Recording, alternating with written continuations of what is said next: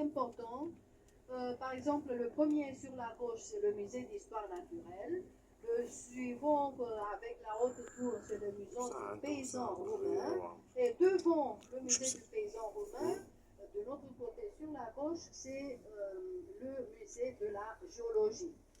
Tandis qu'à droite, on a un quartier très chic où toutes les rues portent des noms de villes étrangères. Par exemple, cette rue immédiatement sur la droite s'appelle Paris.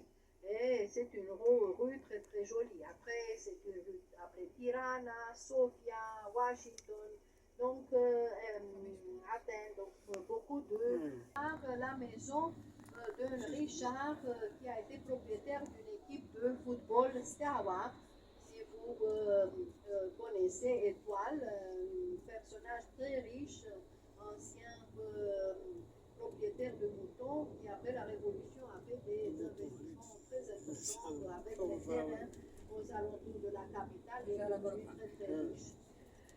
Devant nous, je vous ai dit, le pilote, enfin dédié au pilote de l'air, cette place était appelée Staline, dans la vie de Staline, bien sûr. Après.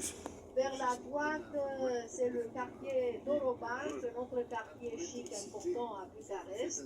Celle-ci à droite que vous voyez maintenant, c'est la rue du Printemps. Au fond de cette rue à droite, c'est la maison de Ceausescu. Une maison, bien sûr, très très jolie, où même les gens, enfin, n'ont pas trop aimé.